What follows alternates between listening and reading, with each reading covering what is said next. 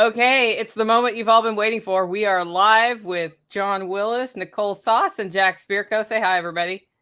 Hey, guys.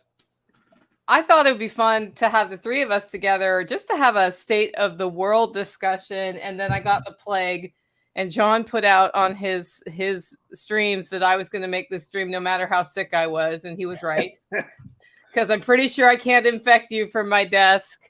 But that's what's going on in my life. It's just, lots of tea and water and sleep at this point. But after that personal sharing, let's just go around. How's everybody doing today? You guys know how I am. Jack, how are you?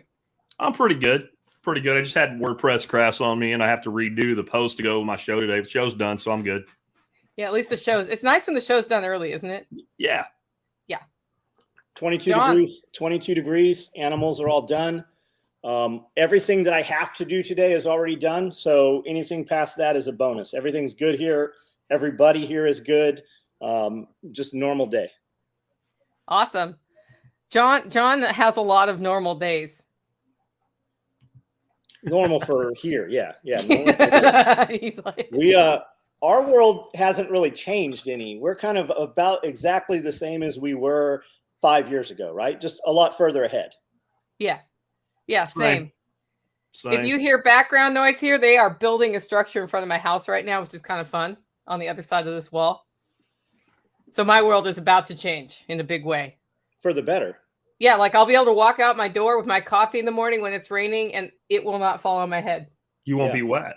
I will not. Not unless I want to be. Yeah. Are you going to go full outdoor kitchen? I already have an outdoor kitchen on the other side, but yes. Okay, cool. Yeah, no, when I saw your outdoor kitchen, I was like, it won't be as nice as Jack's. It will not have cement countertops, but I'm totally putting a sink outside because that is so much better for events. Right, John? Yeah, absolutely. You have to have an outdoor kitchen to do. I mean, even what you're doing, you have to have an outdoor kitchen. Yeah, totally. John has a commercial kitchen, though. Kind of. Yeah. I mean, we have a very old commercial kitchen, but we're in the process of having outdoor kitchen. I mean, imagine if you had to run open flame to a pressure can at what the temperature would be if you didn't have electricity or something. No. It would be insane. Yeah. I don't need it that bad. It's got to be outside. Yeah. Outdoor kitchens are the best, especially in summer here. It keeps me from having to cool my house. So anyway, our first bullet point to discuss today is what the actual fuck. Okay. What the actual fuck. This is just open. Talk about anything you want to. But, I was actually reflecting 2 years ago when all this shit started. It had been like the foundation for this has been being set for a long time.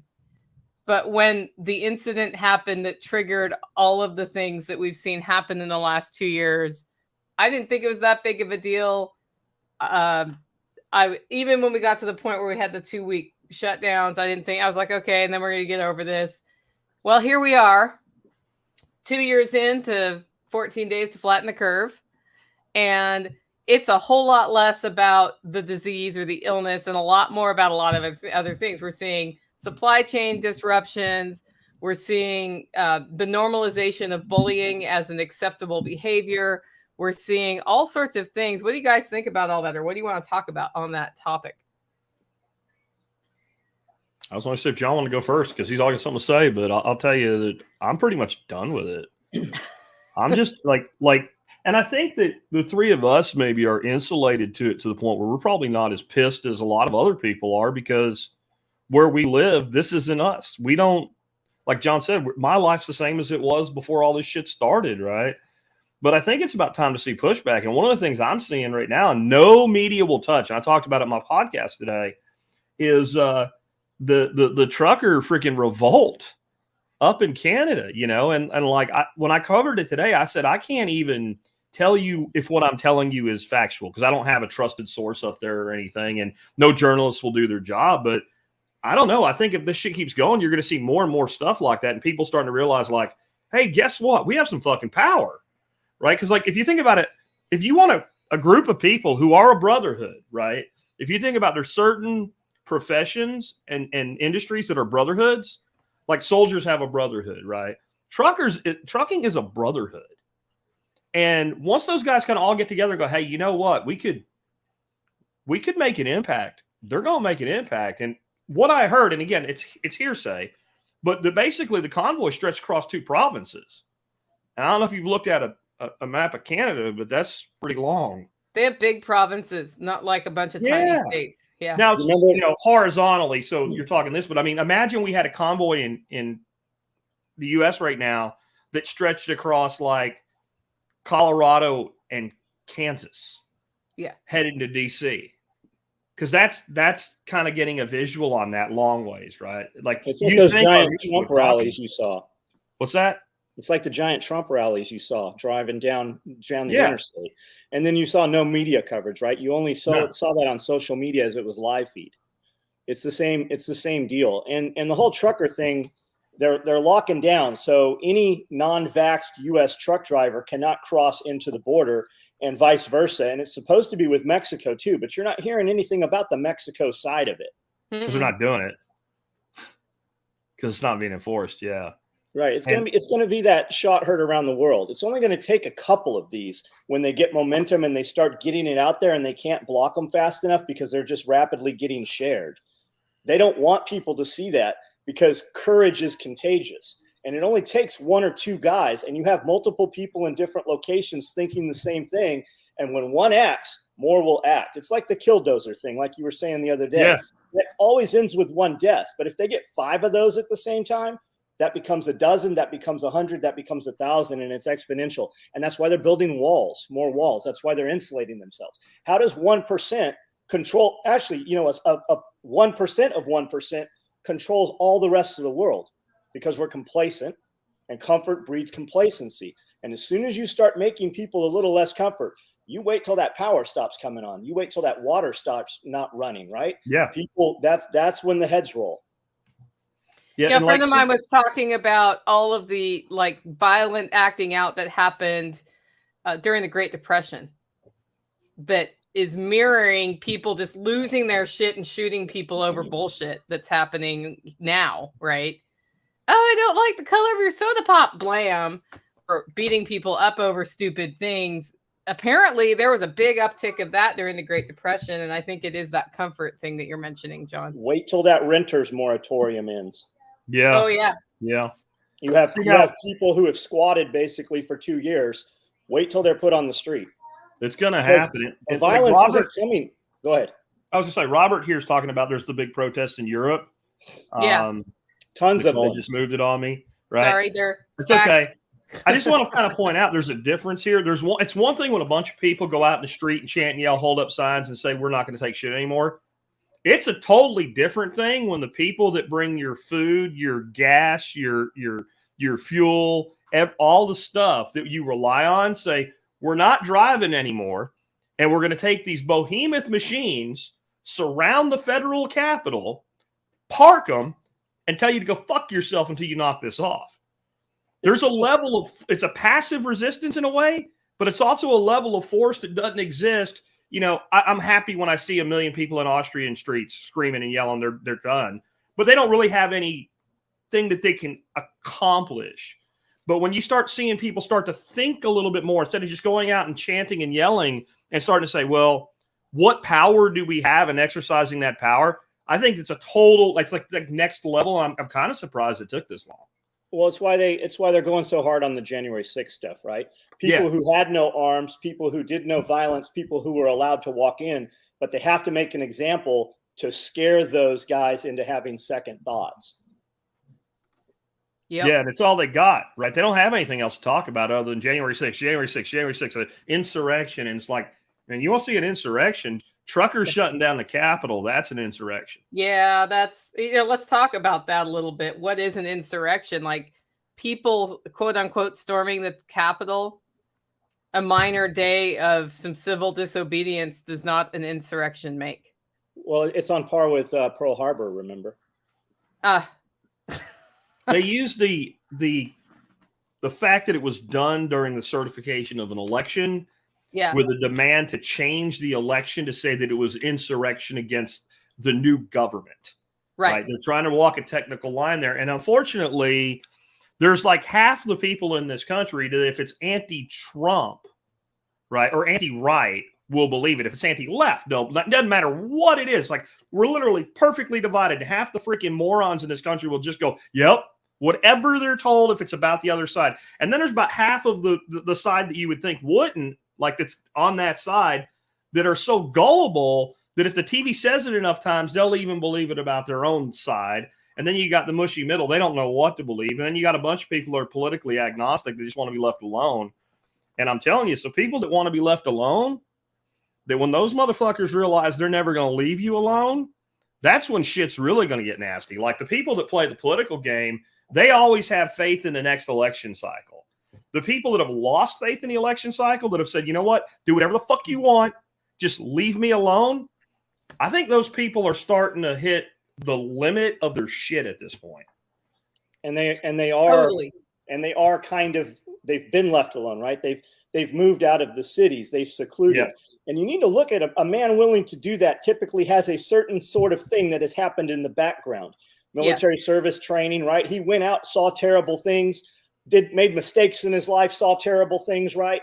And now he's come to peace with those, and he's just tried to raise his family. He wants to raise his family, and he wants to have his grandkids sit on his leg and tell stories when he's 80, 90 years old. And they are keeping that from happening. And they're rapidly messing with the kids. They're rapidly messing with our ability to just be free. And that's all they want. We just want to be free and leave us alone.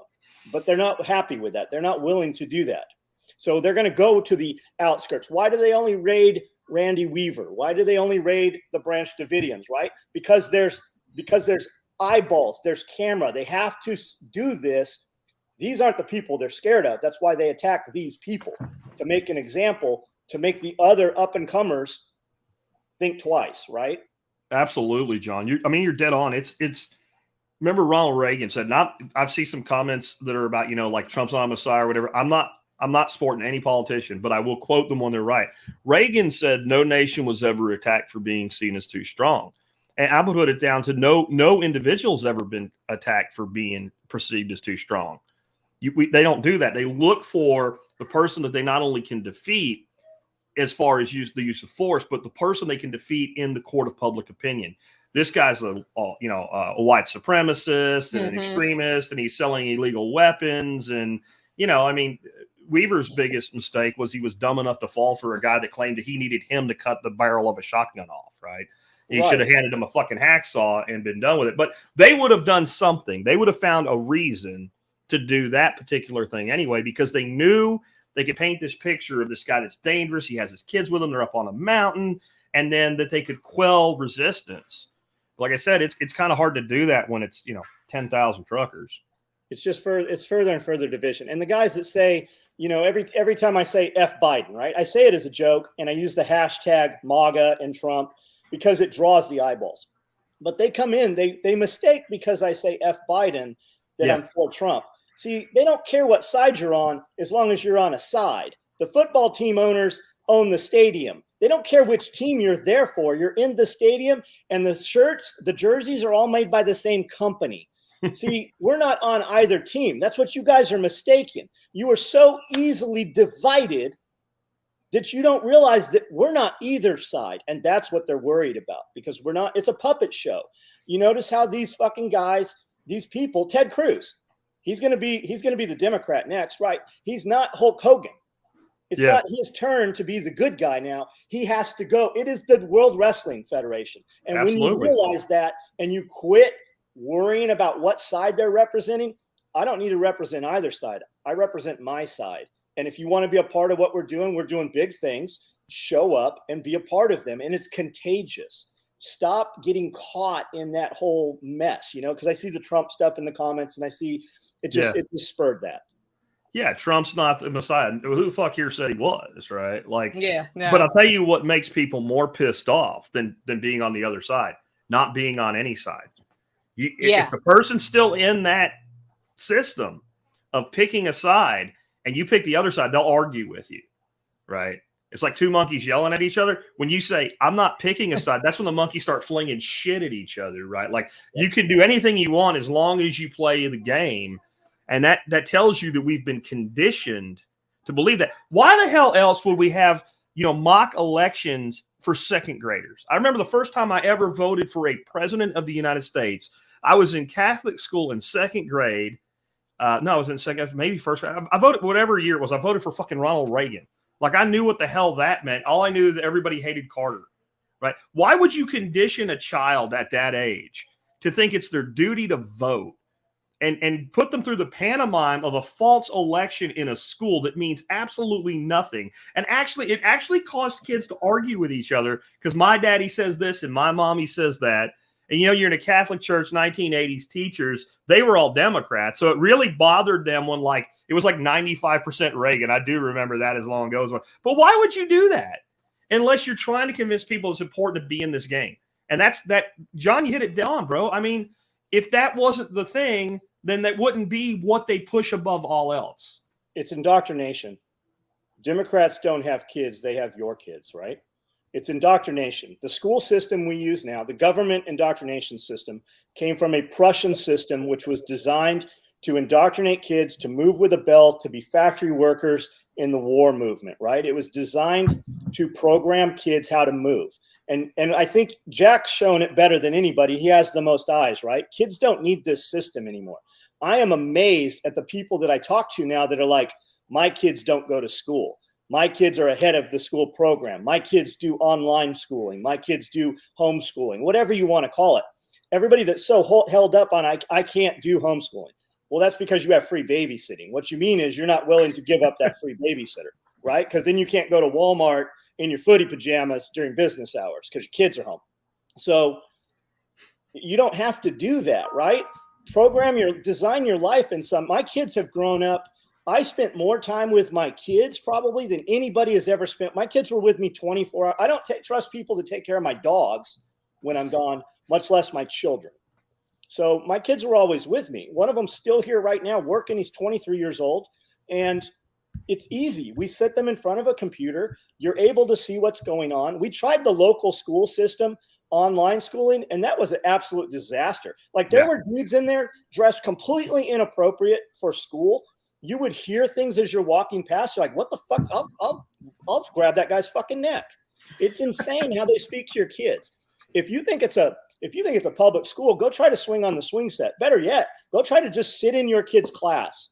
You can't do that. Why are there not cameras in the classrooms? Because they don't want you to know what they're saying to your kids. No, Malcolm X said only a fool would let his enemy educate his children. And but we're so racist. We're more than willing to, quote Malcolm X. Quote Malcolm X. Yeah, that's how white supremacists we are, that we quote Malcolm X. I've never been called a racist by a black man. I've only been called a racist by a guy in skinny jeans wearing his sister's pants. I was going to say a petulant, spoiled white child are the only people that have ever referred to me as a racist. And it's very telling. And you're dead on with the whole school system thing. And what I tell people, though, is when they say, well, I wish I could or I can't, have you fucking asked yourself the question, how can I? If you haven't done that, then shut up and don't tell me that you can't. Now, if you go through that exercise and you legitimately can't, I don't live another man's life. I don't know. But I know very few people who really turned on the mental computer, made the request of the brain, solve for X. How do I homeschool my children that don't come up with an answer? And I'm sick of fucking hearing this shit about distance learning doesn't work. I need to video my grandkids that we have here every day doing their online learning, happy, talking to their teachers, doing really great, getting excellent freaking grades. No, your school system is shit. And when they put it online, you just saw it. It's not a flaw in the model of learning. How can major corporations all over the world settle multi-million-dollar deals with a Zoom call or a StreamYard call or educate people like we're doing right now? And that all fucking works. How can that be the case? How can people coordinate their activities across the fucking globe and build software that becomes a multi-billion-dollar company and that works, but you can't educate a 10-year-old across a computer? If you can't do that, it's not because the technology sucks. You're a shitty teacher and you're in a shitty system. Yeah, I had the good fortune. When I say that, fuck off. It's true. I had the good fortune of seeing 2 school districts in this digital learning time. And one of them, they were great. They knew how to do separate rooms and have group work going on. And she would keep the attention of the kids. It's both grade school. The other one would come on and say, do your worksheet. We'll check back in an hour. That was it. That's the difference between a 25-year-old, 30-year-old teacher and a 50-year-old teacher. They have no idea how to do the technology. They're there because they've been there, just like our government, right? They're there because they've been there. And back to like Jack just said, it's literally like poverty mindset, right? It's not, I can't afford this. You simply didn't say, how can I afford this? And it might just be super as simple as the universe. When you say I can't, the universe gives you more can't. What if it really is that simple? Because in your head, if you start talking like that, how can I afford this? I want to do this. How can I get it? You will be amazed at what you're able to do. I really think it is the universe, John. 100%. Universe, God, religion, whatever you need to call it. People tell me that it's not as simple as changing my perspective. But if I change from I have to go to work to I get to go to work, and I acknowledge that while I'm working a job I don't love, I am working a job and they're paying me, and that enables me to do other things. It changes my attitude about what I do when I'm not at the job. And if my goal is to not have that job, I need that money to get started and then get started. This came from Jack, right? I've heard a lot of guys say this, right? Andy Frisella talks about it a lot. You got a little kid and he's at the tire store back in the 80s, 70s, whatever. And he's sitting on the bench with his uncle and his dad, and a nice car pulls up. Nice Ferrari pulls up. And the kid's just enamored with this, right? And dad or uncle's like, must be nice. And the other one's like, yeah, he probably stole that money. You program that kid right then at age 7 for failure. Whereas if you instead said, hey, walk up there and see if you can look at the car. You can own a car like that someday. You just have to work. And here's the thing. And you just set that kid on it. Literally, it's the difference between pushing the left shoulder and the right shoulder. A year down the road, you still see each other. But 1 second separation is a complete different path. And it's literally setting that mindset. You planted that seed and you poisoned that kid. Have you ever noticed that everybody that's out being successful, getting shit done, making money, building a business, building a community says the same fucking thing? Yeah. That it's your perspective and your intent and asking how. Everybody successful says the same fucking thing, but everybody that's fucking not trying and failing and miserable says it doesn't work. Now, that's not about me being smart or John being smart or Nicole being smart. That's just like, you might want to fucking listen to the people who have actually been successful instead of the people who haven't been successful telling you what will never make you successful.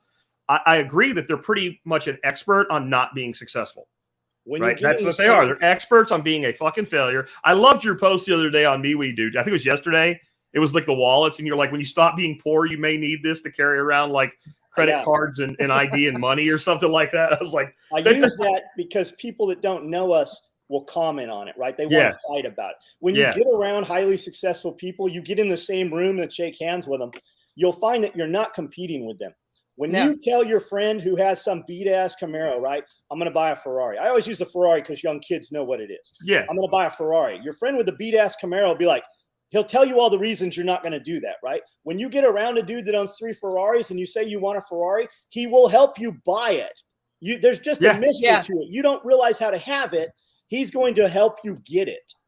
You just have to be around better people. Yeah, every time you're around somebody more successful than you and you're like, wow, they're doing something I wish I could do, the best thing you can do is say, like, how'd you do that? How'd you do that? How'd you do that? Because most people are totally willing to share that information, and they'd like to see you have that too, if that's what you want. Well, they're not just okay with sharing. They want to share it with people that will listen. Like, I will have people come to me and ask me how to do something, and I'll give them step 1, maybe step 1 and 2.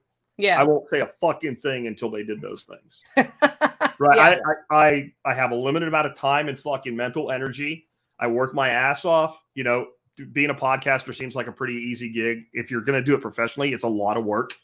You know, and so I only have so much time. So when somebody asks for my help, I will give it. But until I know they're going to act on the first step, they're not getting the next one. And it's like people want like a magic fucking, you know, talisman or something that will just make them successful. And it's because they look at people that are successful and it always looks like that person became successful overnight. And they don't see the grueling fucking grind that led to that success, right? John Willis's 4 a.m. videos are helping dispel that myth. Yeah. They also don't see the ongoing grind right? Because once you're successful, like then everybody's shooting at you, trying to take your spot, trying to become who you are. Like you said, when you get a group of people together, they're not competing, but the natural space of the market is there's somebody trying to be that next big podcaster. There's somebody trying to be that next big thing in tactical equipment. I went to SHOT Show years and years ago. It was a freaking fiasco, but there were thousands of booths selling the kind of stuff that John's selling. None of it was as good as far as quality, but there were thousands of people out there trying to market and be, that person in that space. And you can get to the top, and you're not going to stay there without continuing to pound. So they don't see any of that shit. They just see the success. Then they envy the success. They're not willing to do the work to get to the success. And I know we're supposed to be talking about the state of the world, but that's why we're so fucked up. Because we don't teach that. That is the state of the world, Jack. That is the state of the world. The state of the world is we've forgotten how to work for our success. And we have this notion that success comes to you if you follow a template of going to school and then college and then getting a job and working that job and working your way up in that job. And in order to get that job to begin with, you need to go into debt in the form of student loans, which puts you out of college with a mortgage payment out of the chute, and you still got to pay rent. Mortgage payment without a house. Without a house, yeah. And I went to college, so but that's the problem, and then we're entitled to wealth because we did the template. And what people are finding out is the template didn't work. And then they double down on it, right? They double down on that. Yeah. Because they had to do it. You have to do it too. If otherwise, you just forgave my student loans, I'd be successful tomorrow. Right. No, you wouldn't. Yeah. No, you wouldn't. I've got a 15-year-old kid out here, and we go up and feed all the animals. I've got tons of animals here. So we go up and feed all the animals, and I make him move the feed bag so I don't have to. My shoulder's messed up. So every day he puts the feed bag in, and he'll put it in backwards. And I'm like, finally today, after I was like, look, man, I've showed you this literally 5 times. I go, you have to do these because you can only unzip the bag from the right side, and it has to be the front side. I go, you see me making you do something that is inane or silly or just to be an asshole. I go, I need to know that when I turn around, you're going to do it exactly how I showed you to before I can give you something more important to do. There's all kinds of toys here, and you can damage a lot of stuff with these toys, or you can damage the razors or the 4-wheelers or the tractors. I mean, I got equipment here that we could literally accidentally drive through the building with, just demolish it. If you can't do the simplest things, if I can't trust you to do what I said while I'm standing next to you, I definitely can't trust you to do them when I'm not here and give you something more important. But nobody ever tells people, hey, move with urgency, hurry up. If you got to act like what you're doing is important, because if you don't, it's not going to be important. And if it's not important enough for you to do it, why are you doing it, right? If it's not important, why are you wasting your time on it? And if you're doing it, how come you're not doing it as though it's important? Inky Johnson says, the way you do what you do, he says, I can't remember what he says. Go ahead. The way you view what you do is how you do what you do. Okay. Yeah. And nobody says that to these kids. They sit you in school, you move with a bell, and it's literally like they are just downplaying them, right? They're literally turning their potential down, because they need them sucked into that system to keep coming back and coming back and coming back. A teacher never wants to know that a 13, 14-year-old kid is smarter than them, and they're a teacher and they're stuck in the teaching system. There's some great teachers. Yeah. Most of them aren't. No. Most of them are not. And you've got a 40, 50-year-old person who made a life choice that they hate. And they don't want a kid to be more successful than them at half their age. No, they don't. And I'll tell you, some of them are good teachers. I had some good teachers, but I got really good grades in school, but I never worked hard. I never studied. I didn't do half my fucking homework because I did the math and figured out how much I could not do and still get an A, right? Like it was like, I figured out like I could like slack off in one semester and get a C, get 3 A's and get an A final average. And that's all that mattered. So I learned to game the system. And I had a friend one time who was working really hard. This kid wanted to go to college bad. And he was like, how do you do so well doing so little? And I'm like, well, it's not hard. They give us all the answers before they give us the test. And they give us a whole bunch of bullshit around the answers. I only pay attention to the answers. I don't pay attention to the bullshit. I only do a project if it actually affects my fucking grade. I only do the things that matter. I don't do any of the other stuff, and I don't worry about it because we're never going to have to care. And he believed me, but he couldn't do it. He couldn't cross that threshold. He couldn't let go of all the superfluous shit. I'm like, literally, we had one class. It's like, there's the fucking questions that are at the end of the chapter. They're always the ones she puts on the fucking test. Learn those fucking 20 questions, pass the fucking test, and ignore her. But there's so much conditioning, people can't think that way. You know, I had a class, I was like, if you read the first and last sentence of every paragraph in the textbook, you'll pass every fucking test. Couldn't do it. People could not accept that it could possibly be that. It was insane. And it still is. And I'm sure it's worse now. That was the 80s. Yeah. Well, Jack, though, that is a unique thing about you. And it's why that's one of your secret powers in being a successful entrepreneur is you waste zero energy on anything that isn't moving you towards your goals, whether that's a monetary goal or some other goal. I've seen you talking to somebody. John does this too. I've seen you talking to somebody and it's obvious that this is going down the wrong road. And you're like, okay, bye. Hey, you met this person? And you're not polite about it. You're not an ass. Well, sometimes you are, but you're not an ass. You're gone. This is not getting me anything. You're stupid. I'm just like, okay, we're done. Yeah. I mean, John does that too. Because you got to look at everything like wireless charging, right? I can take a 50% person, and when I'm at 100, and I can get next to them and charge them up to 75, but it draws me to 75. You can only do that so many times till my battery builds a memory, and I won't operate at 100 anymore. And I want to operate at 150. Everywhere I go, I move quickly. I'm constantly moving. People next to me will move faster while I'm there. And then I'll leave and I'll come back. I'm like, when I stand here, you move faster. You have demonstrated your ability to move faster. That is your minimum. You want to have a job with me? You want to be my apprentice or protege or whatever? We don't ever get to the protege apprentice part because as soon as I turn away, you stop, right? If you act like what you're doing is important and do it with urgency, I will give you more work. With more work comes more money. But you have to do like I do. People are like, hey, I want to come hang out. I'm like, I don't fucking hang out.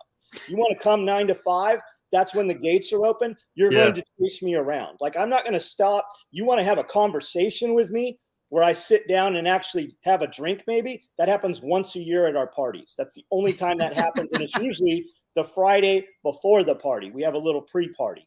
And that's the only time. Like, literally 18 hours. I sleep 4.5 hours a night most nights. I go to bed at 12. I get up at 4:30 in the morning. People think that's a joke or something. Like, that's real. And when I'm out here by myself, I move quickly. Everything I do, I try to jam the most I can. I'm 50 years old. No matter how you look at it, I'm on the downhill side of the best years of my life. I have a lot of shit to do and I don't have as much time. And if I could go back to 20-year-old self, I would tell myself, do everything you do as though it's important. And if it's not, don't do it. You don't have time for it. Hey, I want to shout out the Cook Club here. I'm washing dishes, making $15 an hour as we speak, but my bank account is looking nice. I think the other issue we have is people have too much pride attached to what their job is. Sometimes if you just need to go dig holes to make money, which Ken posted earlier, he's digging holes outside. Dig holes. There's no shame in digging holes or washing dishes or any of these things that need to be done. The Kook Club has a good Instagram channel. He makes very funny skits. Yeah. He just doesn't know how to monetize it. He makes funny skits. He just needs to know how to work his Instagram to get it to go out viral. And then he needs a call to action so he can monetize in some manner, because he should be making so much money off his social media shit and have a brand where he can sell co-branded merchandise that he doesn't have to do dishes. And my advice would be still do dishes. Yeah. Still do the dishes. Don't, it amazes me now. Like I talked to the manager of one of my favorite restaurants. He said they're paying $16 an hour for dishwashers. Yeah. Can't get people. Joshua Winnie commenting there. That was my chef. Worked here for years. He came here with multiple sclerosis. You would not know it to watch him. Like, I would want to go hang out with him when he started working, and I'd go looking around for him. And I know he thinks it's because I was checking on him. I just wanted to be where he was because he had an energy that made me better. And I'd go out and I'd find him in the feed house in 90-degree weather, which is terrible for MS. And he's organizing the feed house. He's organizing the lean-to. And he worked for, I think he was here maybe 3 years. I miss him terribly. Best dude I have ever been around. Like, he just has something. And for all the people complaining, you have no idea how bad things are until you're around somebody with a disease like that, and they tell you can't cure it. And I watch him go take all these experimental things, and sometimes he'd be a little better, and then it would just decline. But that dude right now he's in a wheelchair, and he does more stuff than most people that I even come in contact with on a daily basis that are pissing and moaning. And I've never heard that dude complain one single time. I think we all are fortunate that we know people like that in our lives, you know, big time. And you said you don't hang out, but you do hang out. Who you hang out with, though, is people that pull you up. That's who you'll take time to hang out with. And people think that's fucking elitist. It's not. It's, I don't want to hang out with you if you're going to drag me down. I might even mentor you a little bit, but like I said, you got to do something with it, and you got to come up a level, and then we can work a little bit more, and then you can earn it. And what you really hit on, John, is, and this is something I've said we have a problem with in our country, and you can look at other countries that still have this ethic and see how bad it is. So, like, if you want to be something like a master sushi chef in Japan, I think it's like 2 years before you get to touch a fucking fish. Right? And then when you get to touch the fish, that means you get to go out to the truck and bring the fish in and put it on the ice. And that's it. That's like you spend your first year fucking with rice and maybe cutting some seaweed. That's all you get to do. And then in 10 years, you're this master. And that's to become a sushi chef. And people would say, well, you don't even have that opportunity in the United States. Go fuck yourself. Yes, you do. And we just talked about like going to a restaurant and washing dishes for $16 an hour. I know freaking high-end executive chefs, never went to fucking culinary school. How'd you get started? Washing dishes in a restaurant, right? Like, so there is a path, but people won't take it. And if you don't think an executive chef at a good restaurant makes good money, you don't know what the fuck you're talking about. I know a bartender at a place that most of the people, little bitch, will never be able to afford to go to buy a steak. And the head bartender at that place makes about $200,000 a year. The fucking bartender's making double six figures, and you're bitching, but you won't take the first steps. There's so much of that in our society today. I didn't know that's what we talk about, but it's part of all this shit. Because if we didn't have people like this, all this other fucking crap wouldn't be happening, because people that think like this wouldn't let this shit fucking happen. You want to see how successful somebody's going to be. You look at their three closest people that they spend the most time with, and it's just how it is. It's contagious. Everybody's contagious. You're going to catch something from somebody. You better make sure that you want what you're about to catch, because you're going to get something from everybody you spend more than 5 minutes from. Have y'all ever been around somebody that you had to be around, and when you're done, like you're talking about the drained battery thing, you don't just feel drained, you feel totally fucking drained, and you almost feel like there's like, you didn't get dirty, but you feel like you got to go take a fucking shower. You feel poisoned. Like I got to do something to reinvent. Like there's literally like a stink or like a slime or a sticky substance on my body now because I hung out with this motherfucker that was like an Eeyore from Winnie the fucking Pooh for like an hour and a half. Like I had a buddy, I was trying to pull him out of a really dark spot. I ended up spending a weekend with this guy, and I was ready to eat a fucking bullet at the end of that weekend. Like, that's called energy vampire, Jack. Somebody said that here, and it's fucking awful. It's fucking awful. Now imagine that you are that person, and you're surrounded by nothing but other motherfuckers like that. Yeah, not good. And then I have some sympathy for people because like that's all they've ever known. Like John said, that one kid who said, wow, that car's nice, and his dad says, or his uncle says, must be nice. That kid just got mentally fucked. And it takes a lot to pull yourself out of that. I've been amazed how people will tell me, and I'm sure John has heard this too, like, you're the first strong male role model I've had in my life, and you're like a father figure to them. Like, how the fuck is some motherfucker on a podcast or a video your father figure? I'm not putting that person down. I'm just saying, like, how fucked up is a country where that's a normal thing? It boggles my mind. And like, my parents sucked. I'll say it. I don't know that I've ever looked at somebody that way. And so there was still I think there was just still something in our generation. John, you said you're 50. I'm about to be 50. I know Nicole's, I don't tell a woman's age. She's very close to my age. Really close. I think we're in that generation that like that 80s latchkey, take care of yourself generation. And I think we personally, but our generation might be partly because of this. I think a lot of people our age over fucking compensated with their kids. Like, since we were alone, we made sure they were never alone. So they never learned how to handle things. Now we've got grandchildren, in our lives. And man, we've created this, the cycle was created and we were part of it, I guess is the way to put it. Yeah, I think our parents started reacting by working hard to get us the stuff they didn't have. So the boomers, right? And then we overcompensated in helicopter parenting. And that it's really interesting to watch as a latchkey kid, which I think you were too, Jack. I don't know about you, John. I was a latchkey kid. I love being alone. I know how to be alone. I know how to solve problems when stuff goes wrong that I shouldn't know anything about, because I know how to figure it out because things happened when I was home alone. And then you watch kids now that can't be left home alone for 2 hours between school and parents getting home for fear of lighting the house on fire or any other number of things that can happen. And they're teenagers. It's like teenagers should be able to handle that. Like, they're not that far from being 18 and an adult. Well, when I was a kid, 14-year-old girls, their number one job was they were babysitters. Yeah. Right? Now, 14-year-old, you leave a 14-year-old alone, somebody's calling fucking CPS. Latchkey kid was our generation, Nicole. I wasn't really a latchkey kid because I didn't go home and lock the door. We just didn't fucking go home after school. We were out in the woods. We were hanging out. Like, once we got a car, we were going up the mountain. Like, we just went out and, like, were people. And did things and worked shit out amongst ourselves. Like, we were smart enough to know, like, we all knew somebody whose brother fucking died in a car wreck and go, like, if we're going to score some booze and go drink, we need one motherfucker not to drink, or we need to take our fucking tents and we need to stay there for the night. No one told us that. We didn't. The video they showed you in school in defensive driving where the family goes over the hill singing the fucking song. That's not why we did that. We did that because we realized that our actions had consequences. And I'm not saying we're better. I'm just saying that was when we couldn't vent our frustrations to people who would commiserate with us on Instagram or Facebook that would tell us we're right. And we had people right next to us that say, hey, motherfucker, if y'all want to be with us, you got to do something. And I think that, like, technology is great. It's also fucked people up because no matter what neuroses you have, you will find a million people online that will tell you that you're special because of it. And it's a good thing. No matter what. Negative.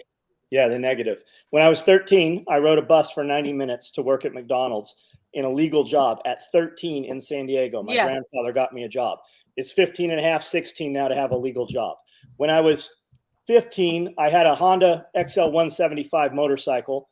Long story, but our fun after school was to ride that fast enough before the police found us because we didn't have a license for it. Go out in the canyon and get the shore patrol, the Navy police, to chase us. We didn't cause any problems. It was just playing tag with these guys. The helicopter would come out and literally blow you over off the motorcycle, and you'd get up, shake it off, and the helicopter pilot was having as much fun as, I don't know how we never got killed. Yeah, from the rotors being so good close. pilot. But that was just normal shit, right?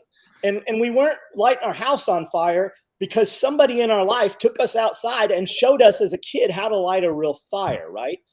People don't do that anymore. There's no father figure. Mom's working 2 jobs just to keep the roof over the head. And the kids grow up with themselves, and they grow up, unfortunately, it's not with themselves.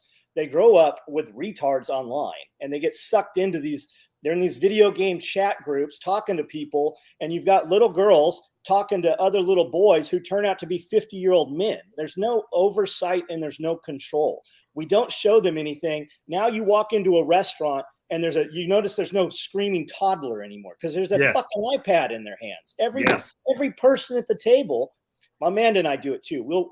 Amanda and I are together almost 24 hours a day. We go out of town on the weekend. We're in a truck for 90 minutes. We get in a restaurant. She's on the phone. I'm on the phone. I know people look at us. They're like, look at those idiots. That's fucking money. Like, we're together 24 hours a day. But I see it, man. Everywhere you go, there's a pacifier in everybody's face now.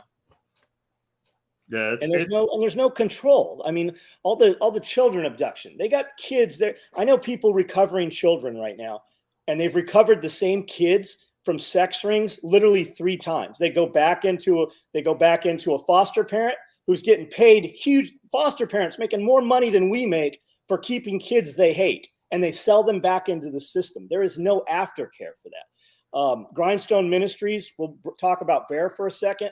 Grindstone Ministries has built a program called Caleb House, and they're building homes that take these children and rehabilitate them. They teach them life skills and find them jobs and put them back into the community. They love on them and just protect them.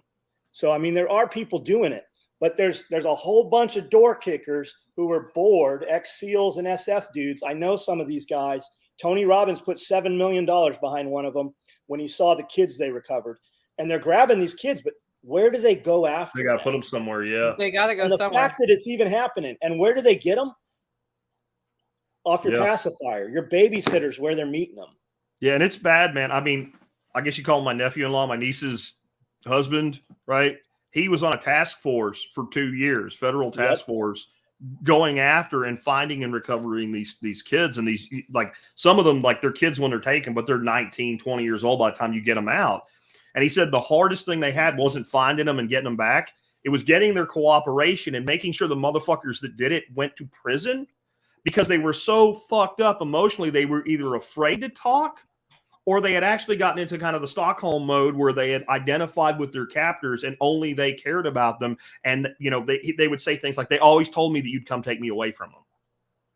Right. So if you're not helping that person rehabilitate, and I don't mean rehabilitate because they were bad, but because they were damaged. Yeah. Imagine if we took somebody and their legs were all smashed, and we brought them, we gave them basic life-saving care and said, okay, go ahead.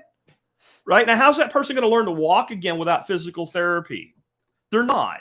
And that's what we're doing to these kids. We get them out of that situation and we put them in a place where there's no coping, you know, capability whatsoever. They haven't learned how to be adults a lot of times. And when if you get them out when they're like right at the crux or just over 18, well, then there's nothing for them once. Okay, now you're safe. Bye. Here you go. Yeah. And that's a problem in foster homes too, by the way. These kids go to foster homes. The ones that do get through it, they turn 18 years old. Bye. They have no life skills, no family. There's a retreat just across the lake from me that takes kids who are foster care and gives them a job for several years to teach them and it's got, you know, hotel maintenance or all of that. That's their whole focus, because they know that that's a problem. Because what are you going to do at 18? You have nothing. When I was 18 and it was time for me to be on my own, I had a support system in the form of mom and dad. They helped me figure out how to rent a place. They helped me, you know, with a lot of things as I did that transition. And I've always been thankful for that. They didn't let me stay in the house without paying rent forever. They just were like, okay, you need to get out and do your thing.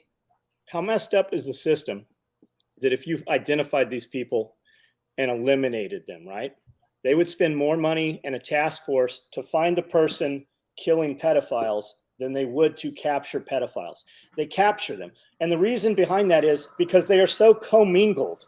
They use the services. Your elite people. How many times have you seen these people? CNN, perfect example. 3 main producers at CNN. What you didn't hear, right? So this lady charges Chris Cuomo's producer $3,000 to have sex with her 9-year-old and her 13-year-old, which happens. They have the text messages. They just busted this out 90 days ago, maybe, right? Everybody heard about this. Do you know what they didn't tell you?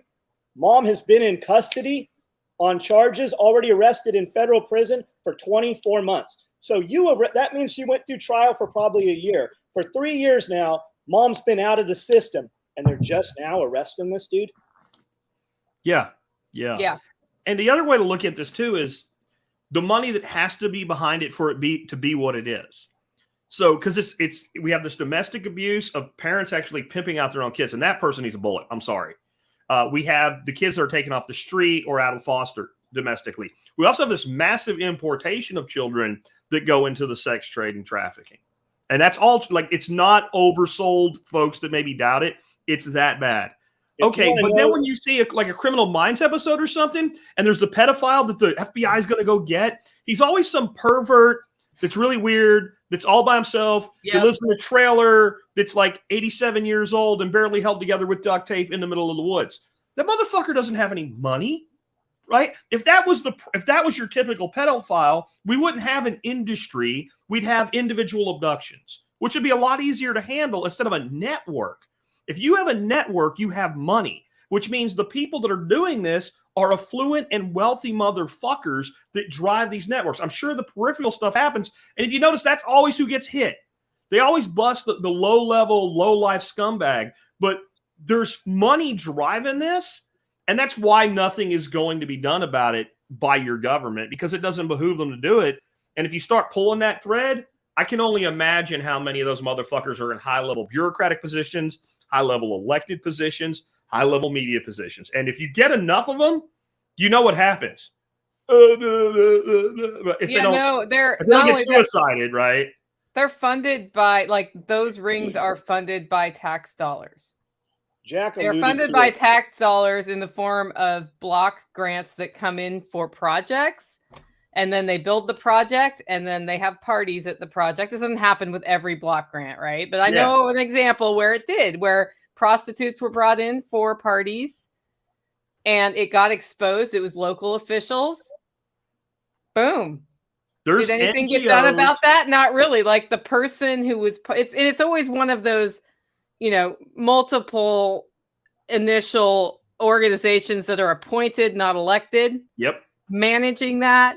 And then they work with all the local public officials to get everything through, to look the other way. And then that's how the parties happen. Jack, there are NGOs, non-governmental organizations supported with government grants who exist to help orphans, who import orphans into the United States into the sex trade. And some of them have been caught. I mean, just look up rape tree, right? You're not allowed to say that first word on YouTube. They will remove videos about this. Isn't it a trip that they will remove videos about that topic? But if you search that topic, you will find all these photos and all these interviews where they literally tie children up, and the coyotes use them as they're crossing the border. They're waiting there, right? And it's absolutely insane that you can't talk about it, because they're trying to hide all of that. It's insane. And then you have something else that, just in case you don't know, you have groups of dudes sitting in parking lots right now at Walmart. And when your wife goes to the Walmart with your kids or picks your kids up, they're putting Google sensors, right? They're putting the little RFID tags on the cars. Well, Google, the Apple Air thing has a little glitch in it that they didn't anticipate, in that if you have an Apple phone, it will send a notification after 12 hours or something and notify your phone that your AirPod is sitting out in front of your house, right? So you go try to find it, you can't. You call the police find it. They're following your wife home, and when she's not looking, they're grabbing kids. Millions of kids go missing in the United States. There's videos of people just coming up in vans while mom's at Starbucks or Einstein Bagels and literally try to grab the little girl up over the railing. It happens every single day. It does happen. Do you remember the lady that somebody tried to grab her kid in like a Family Dollar or something like that? She's a pretty heavy set lady, and she just wrapped her arms around the kid and just laid on the ground and went dead weight. And then the guy got out the door, but there was like a retired Marine out there that beat the fucking snot out of him. For all I know, they charged the guy for assault for beating the fuck out of the guy. And that's just it. When you defend your life and your family's life, they don't punish the bad guy. They punish you.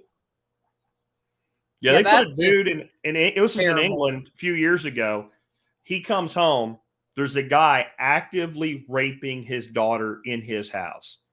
And you know, we're in America, so we think baseball bat. They have cricket bats, which you don't want to get hit by either. This guy had a cricket bat on his wall. He took the cricket bat off the wall, and he went to town on this motherfucker. Beat the shit out of him. Didn't kill him. Called up the fucking police. Police came out and arrested him for excessive assault. Yep. Caught the fucker in the act of raping his daughter. If it would have been me, there would have been no phone calls, and there would have been a very quickly filled in hole. Like, I know how a backhoe works. Jack, you need pigs. It's the same thing. Pigs will do it. Don't let nobody tell you they won't. all the riots we just had, people that defended themselves were arrested. They didn't stop any of the rioters. No.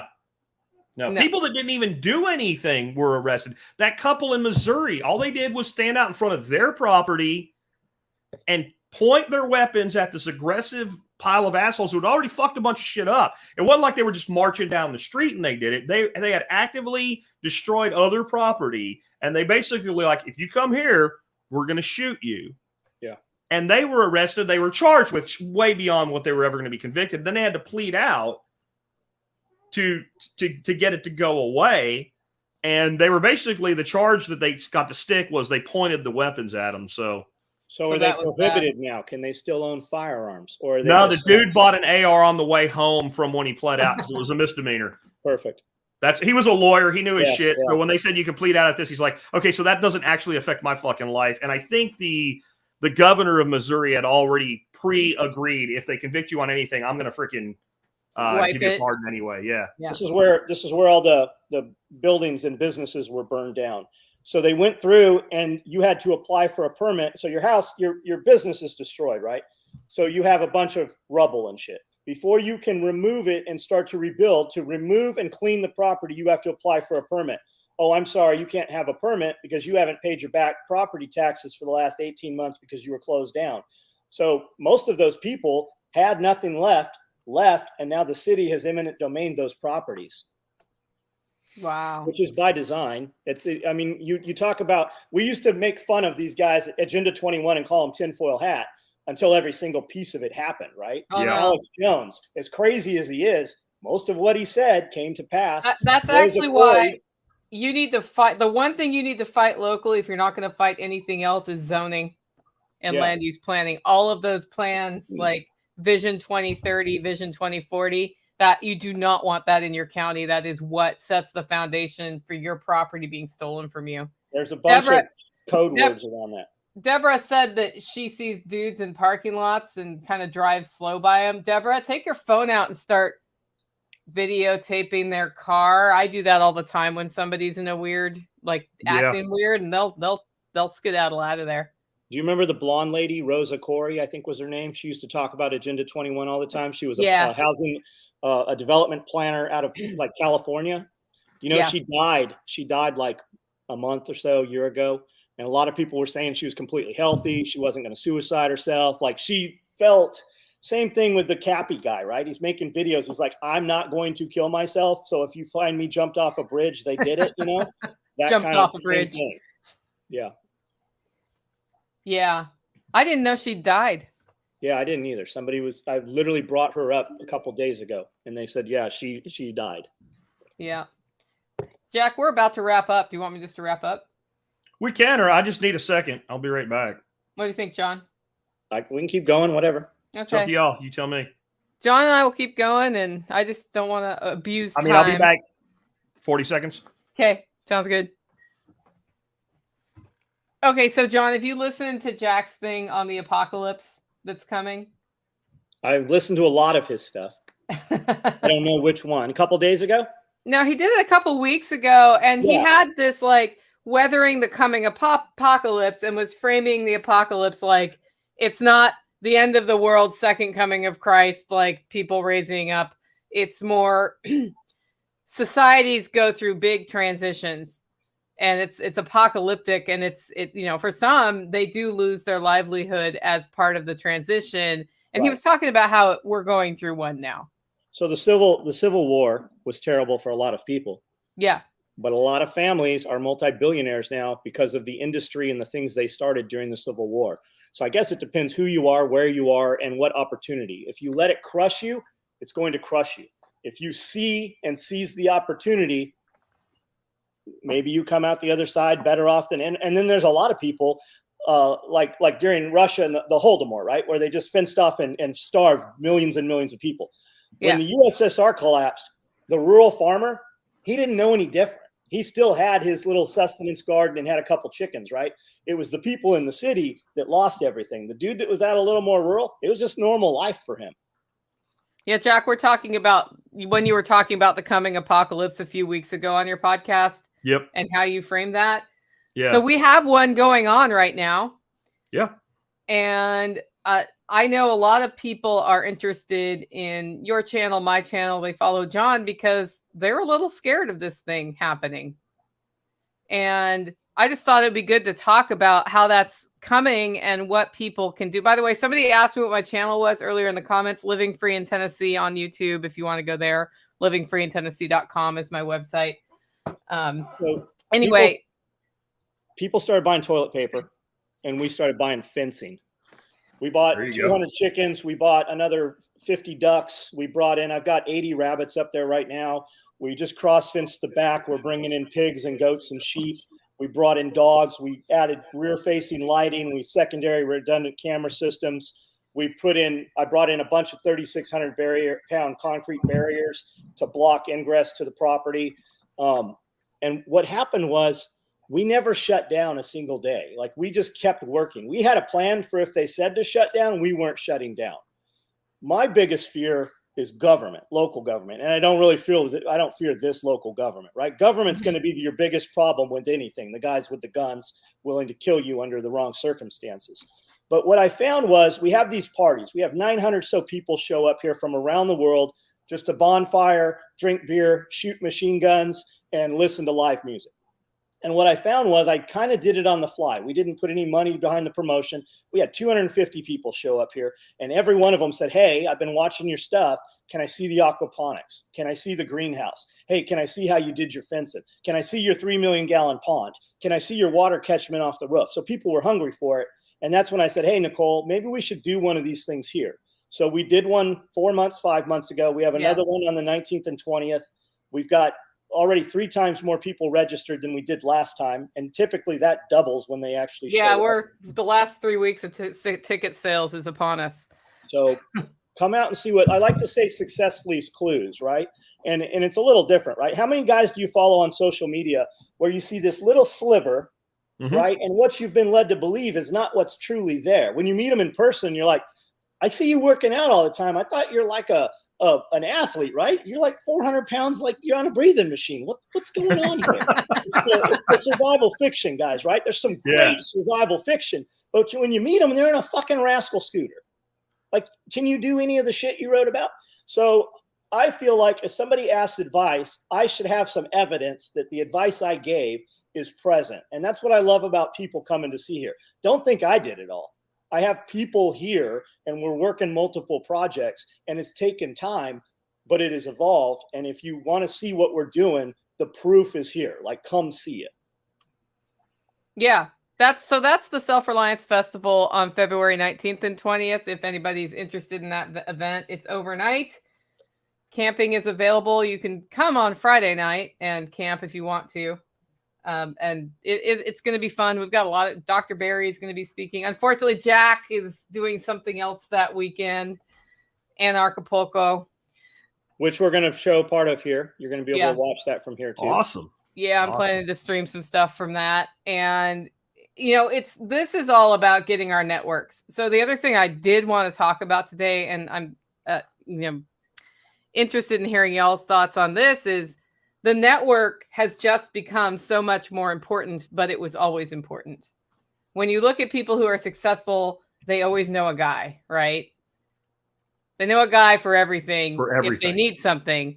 And that is your network. And a lot of people have walked away from that. It's something about how our society is built.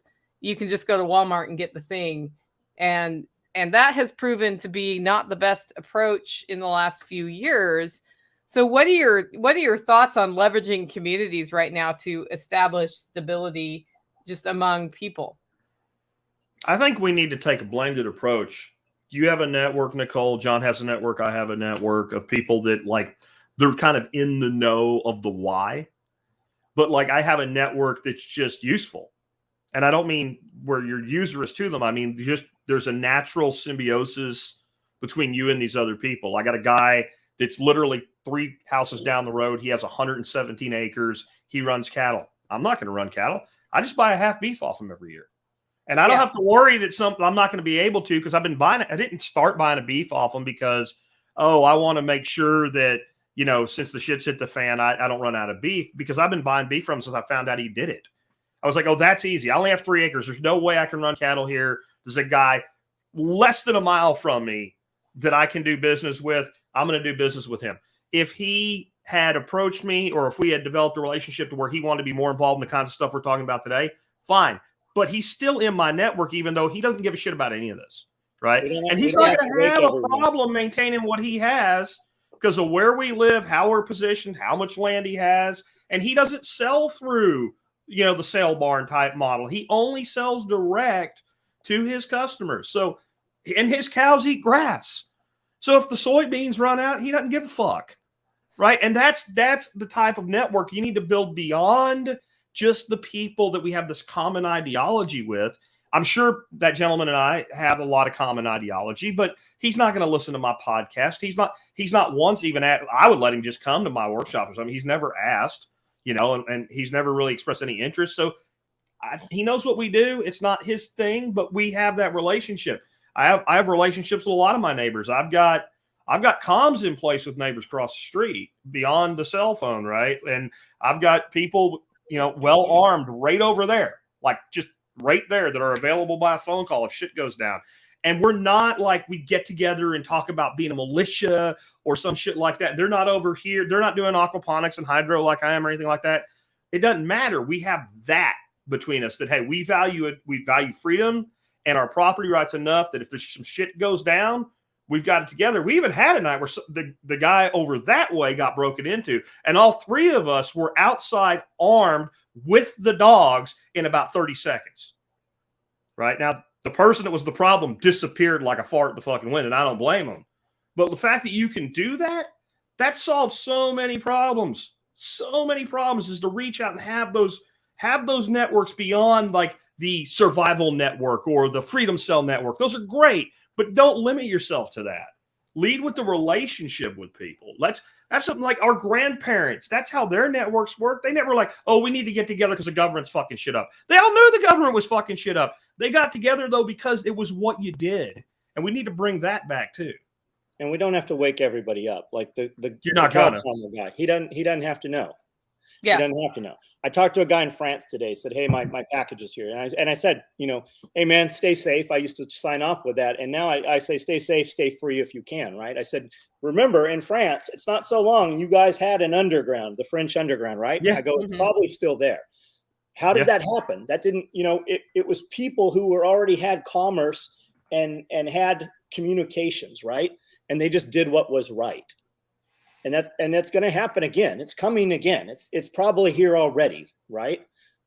If you're not invited into it, well, I don't know what to tell you. Get around different people. Yeah, do good shit, you'll get invited. I'll tell you that right now. A lot of people ask how to build that network, and I understand again the panic that people feel. You already have that network, or you've not been putting any effort into relationships over the last decade. And be careful with that. Be careful with that too, because while you think whatever you're doing is so minuscule, and it probably is, you are the dude they will make the example of because they are not scared of you, right? Be aware of the dude that comes in yipping, trying to get you to do something you shouldn't be doing. He's a Fed, and nobody's talking. Just like Jack was saying the other day, everybody signal this, signal. Do you fucking think that they can't look at Signal? Do you not think that the Feds built Signal? Why the fuck is nobody saying that? And you guys are just like, get on Signal. Why? So you can incriminate me with some shit? Why? So that I can get on Signal and the government can partner with Apple or AT&T and just like, I don't care how encrypted it is, just every 30 seconds screenshot my fucking phone.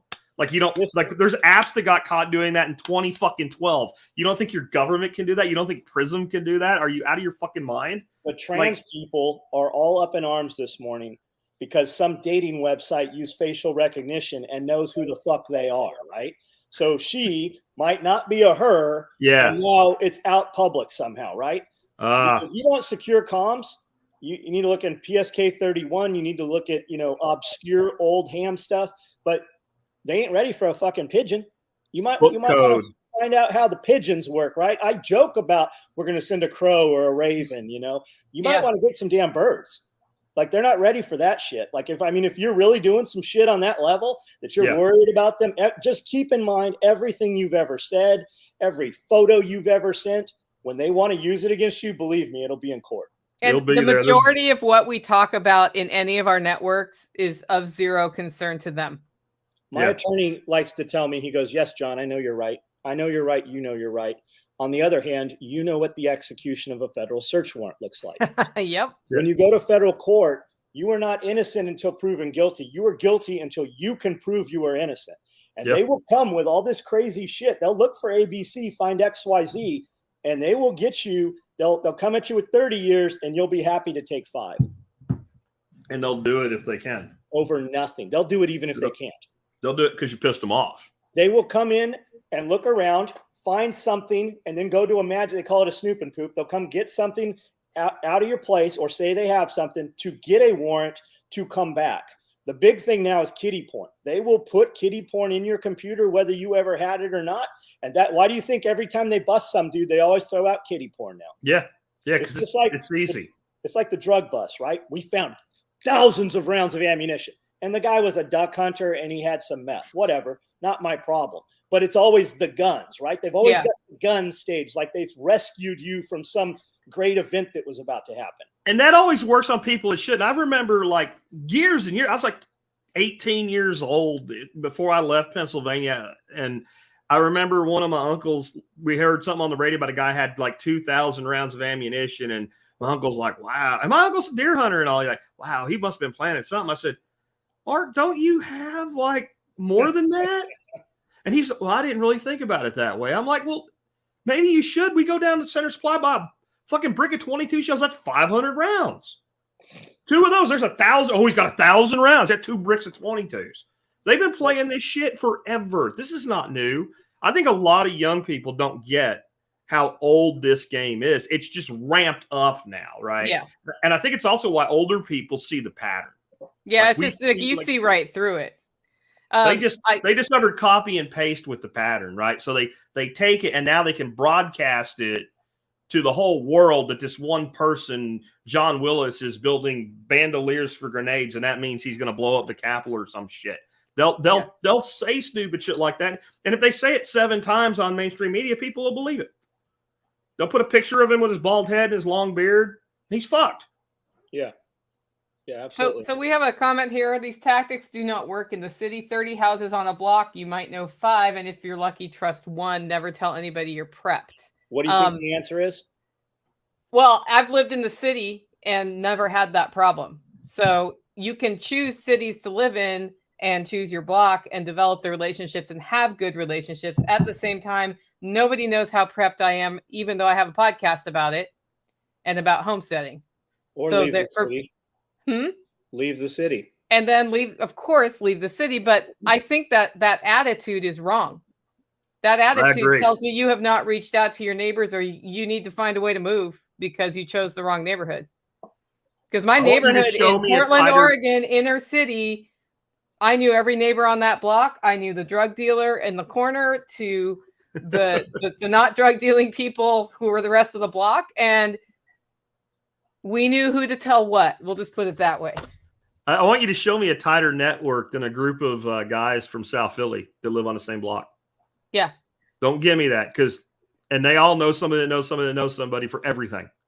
Maybe they're not preppers, but like literally people are defined by sub-regions of neighborhoods in some of our cities that way. Like even where I grew up in Pottsville, it's a pretty small place, only 20,000 people in it, but like, you know, you were like from the Race Street crew, or you're from like they called it Up the Hills or New Minersville or whatever. Like, and there was these tight knit networks among parents, among kids. We couldn't do fucking shit.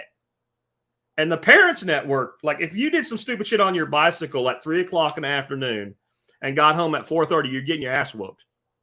Right? Like you don't even know how it happened, but you know, it did it. Like it was like boom. So I mean, if mom's asking the question, she already knows the answer. Yeah, people are people everywhere. And if you live in a place with a lot of people, you actually have the ability to build a bigger network faster, because even if only, let's say, 10% are worthy. Okay, and you have 100 people right around you can talk to. That's 10. If I live in a place where 10% are worthy, just because it's rural doesn't mean you got worthy, right? Right. And then I got 10 people around me. I got 1. It's all in how you see the problem and how you go at it. And as far as telling people you're prepped, I agree. Don't be go advertising everything you have. But this idea like has come up forever, and most of it's from like, you know, dawn of the internet prepper porn planted this seed that like bikers are going to run around the whole country spending gas they don't have to be a horde and harvest from all the preppers. If I was going to go out and a shit hit the fan and start raiding people, and I had a map of where the preppers were, there'd be a big fucking orb around every fucking prepper. So I stayed the fuck away from there, because those are the people that are going to fucking shoot you. They're the people that have fucking surveillance systems up. They got dogs like the one laying on my feet that'll rip your fucking throat out, right? They can make a phone call and they have their fucking networks together. People are not going to come raid the preppers. They're going to raid everybody else if that ever even happens. I think that some people live in a world of books instead of reality. People tell me all the time. Books. I don't want to pick on anybody, but people tell me all the time, like, because we show a lot of stuff. We make content. We walk around with the camera, like, aren't you worried about it? I go, man, if you get here, you're either the fucking best asset or you're my worst nightmare. There's not a bunch of you because you just got through 50,000 farmers with deer rifles. If you even made it to my exit, it's another 45-minute car drive to get here.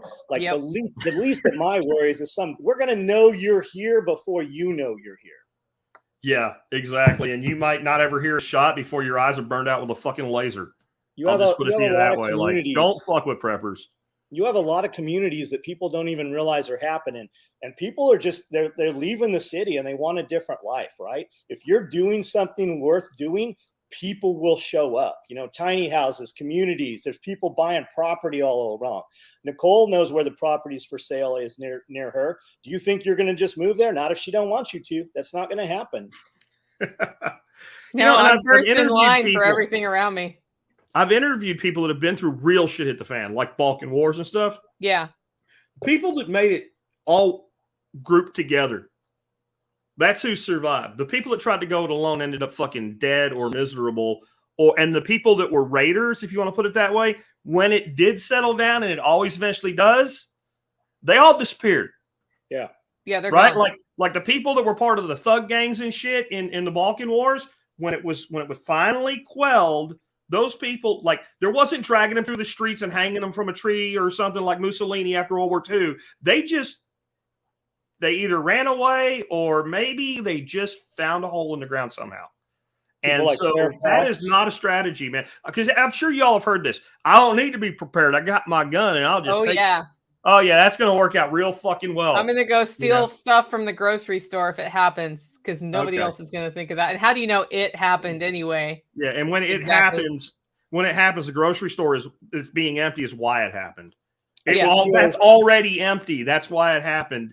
You're going to be in there fighting with some retard for the last fucking bag of fucking dried beans. Good luck. I think you know my friend Sonny. He was in Russia when it all collapsed. Yeah. He's here now. He was here the other day. Sonny Fairfowl. I know Fairfowl pretty well.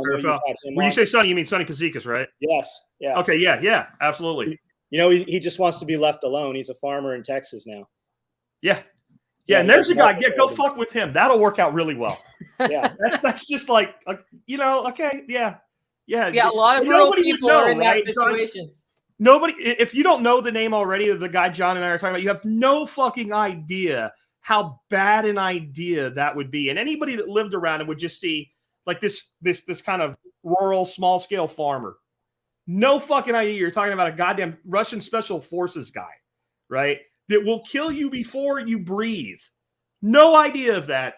And you don't know what you're dealing with. That attitude, if the first person you run into with that attitude doesn't kill you, how many times do you think you can execute that before you're executed yourself? That's not a plan. Let me shout out survival tips and other stuff here, Jack. I know he sent you some emails. You should have him on the show. Okay. Go out for him. Guest farm. And he's talking about being able to run 2 miles. He just did 75 hard. If you're not familiar with that program, you guys should check it out. He just dropped like 100 pounds. That dude, awesome. You can drop him butt naked in the desert, the jungle, anywhere. You'll come back in 3 weeks and he's built a village. Like it's just insane, the knowledge that's there. And not only that, he could illustrate a novel on how to do it all. Like the dude's an amazing artist. He's an amazing craftsman. And he talks about stuff. I'm like, I never thought about that. Like, you know, we buy all these trinkets and things, right? And we have all this shit in case we have to use it. And most of it's never come out of a box. You don't have fuel that even matches it. But what if you don't have that stuff, right? Just the bare minimum stuff like Canterbury does and stuff. Like, man, there's so much shit that we because we feel good, right? It's an endorphin release when we go shopping. We like to collect. Yeah. I have 16,000 feet of collection here. When really, I mean, if we walked out into the woods out back, you only need, really what's in your pockets. But the skill's lost, and it's just a dying breed. And the guys, like we had a dude here at our last event was 93. I spent 2 hours talking to the man. He's seen all kinds of shit, and nobody's recording his stories. They're dying with these people, and they're gone. Man, you never miss the opportunity to talk to a man that's almost 100 years old. If you do, always go to the stupid. oldest person in the room and talk to them. Get them talking. Yep. They forgot more than you'll ever know. They were eating pickled tumbleweeds during the Great Depression.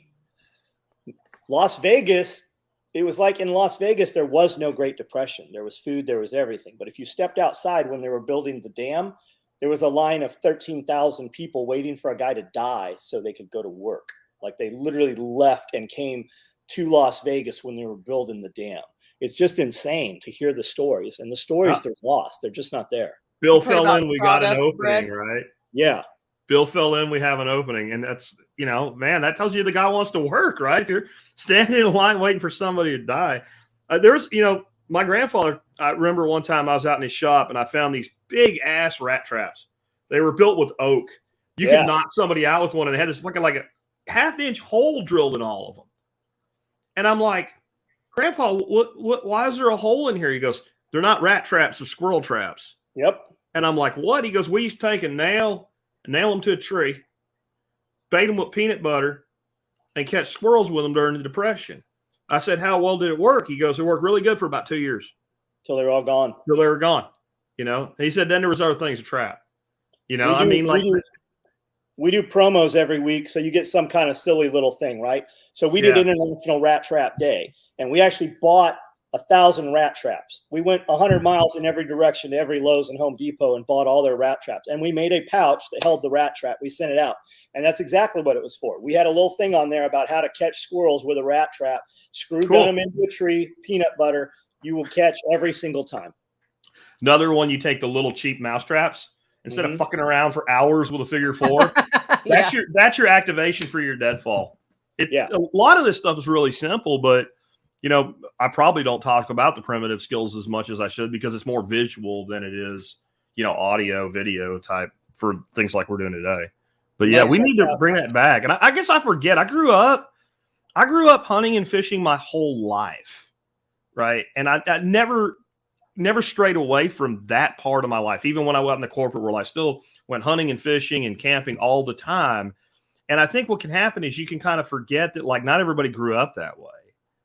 And like, it amazes me sometimes. If I meet like someone that's 18 years old and they don't know how to start a fire, I'm like, come on, kid. But I also understand when I meet a 40-year-old man that doesn't know how to build and I don't mean a friction fire. I mean just how to set kindling up and use airflow and one match and there's your fire. And they don't know how to do it. I was at a church thing one time. They were doing like nighttime movies for the kids where they set up like a drive-in and it was getting cold. So they decided they're going to make a fire in a fucking barrel. And there's like a bunch of grown-ass men can't get a fire to go. And the one guy left to go get a fire log. And I tried to keep my mouth shut and just let it go, and I couldn't. And so I went in like 5 seconds and like, whoo, there's fire everywhere. Like, wow, how'd you do that? I'm like, if I say anything, you're mad, right? Magic. It's magic. Yep. The guy drove to the store to buy a fire log. Yep. I mean, I remember you telling the story. State of the world. There it is. Yeah, that is. You should check out Ready or Brim if you haven't heard of them. They get about 2 pounds. Oh, shell crackers. Yeah. I don't know if they are shell crackers. I hear shell crackers called all kinds of different stuff depending where you're at. Yeah. But Survival and Tips was telling me this morning, he's like, hey man, you got your pond stocked yet? And he was telling me about Ready or Brim. They just seem pretty cool. Oh, they're awesome. I've got them in my little ponds. I can't have a pond as big as you without dynamite. Yeah. Maybe someday you'll get that dynamite, Jack. Jackhammer. Yeah. Jackistan's going to have a big pond. Jackistan will have a lake. Excavator with a jackhammer, man. It'll do it. If it goes far enough, it won't be Jackistan. It's going to be fuck off a stand. It's going to be an island, and there's going to be 4 Mondooses and turrets around the fucking island. Yep.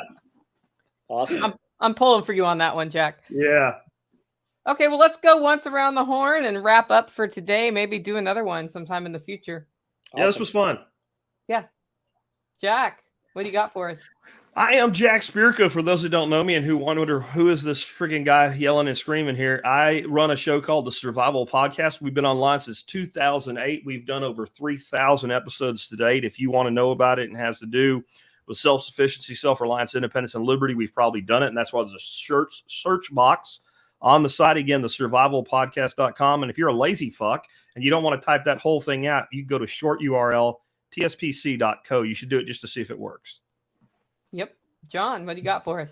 I got a YouTube channel, SOE Tactical Gear, 2,600 videos. I do a series called Day on the Compound. It's mostly homesteader stuff. We also have a manufacturing facility on the other side of this wall where we build nylon tactical gear. 700,000 on Facebook, 62,000 on Instagram, MeWe Float, Gitter, Locals. I'm everywhere. I give you those numbers because you should join us, because obviously a lot of other people wanted to hear what we were saying. I do a live feed video, typically on YouTube, right every night about 9 o'clock. If you want to have similar conversations, I turn it on, kind of walk around the shop, show you what we made and what's available. Everything we make sells out in minutes. So guys that watch the video typically see it before it happens the next day, so you get access to it. And then the conversation is just whatever you guys drive. If there's a good conversation, I'll go 2 hours. If there's not any conversation, I'm not going to talk to myself. I do that plenty of time in front of a camera. So join and see what's going on. Come meet us in person. Awesome. I'm Nicole Sauce from the Living Free in Tennessee podcast at livingfreeintennessee.com. And I'm working with John on an event we're doing February 19th and 20th called the Self Reliance Festival, where we have talks coming from people like Dr. Ken Berry about the proper human diet. John Willis is going to do some fun stuff. I'm going to talk about underground networking, but we also have tangible hands-on demos like blacksmithing, making essential oils or fuel, a bunch of other fun things that you can just see happen on site. Come on out, get your tickets at selfreliancefestival.com. And thanks everybody for joining us today. We're also going to tell you how to make live animals into meat, and we're going to show you that. Yep. And real quick shout out for John here. Like, if you see my videos, I'm always wearing these cool shirts, or Nicole's wearing her hoodie. John just didn't sell tactical gear. He sends to sell some really cool T-shirts. I won't say why, but this one's really appropriate today. Yeah, absolutely. and quick shout out, Bob on here. I don't know what he goes as on here, but he does all of our T-shirts. You can look through the comments and see who that is. Yep.